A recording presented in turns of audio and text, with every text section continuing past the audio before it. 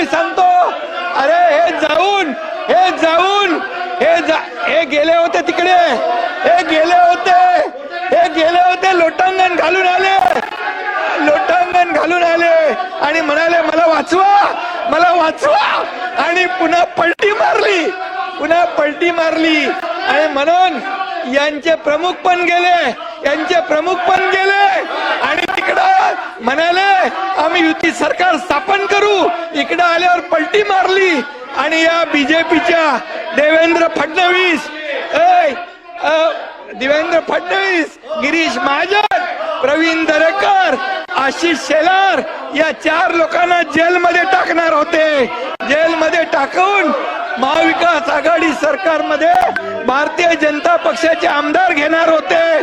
त्यावेळेस मी यांचं नाव मोडलं, यांचा टांगा पलटी करून टाकला. यांचे प्रमुख पण मोदी साहेबांना जाऊन भेटले, मला माफ करा. मोदी साहेबांना भेटले, मला म्हणाले आम्ही पुन्हा येतो.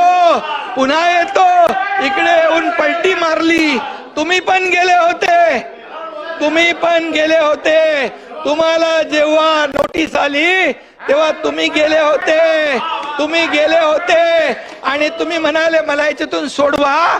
नंतर सुटल्यावर तुम्ही पलटी मारली. ही मला गोष्ट माहित आहे आणि म्हणून सांगतो तुम्हाला, आम्ही जे केलं ते खुलेआम केलं.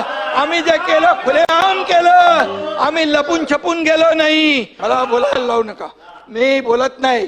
मी कधीही कमरेच्या खाली वार करत नाही. मला सगळं माहित आहे. अंडी पिल्ली सगळी माहित आहे. कोण कुठे गेला, कशाला गेला हेही मला माहित आहे. हा एकनाथ शिंदे ज्यांनी केलं, खुलेआम केलं.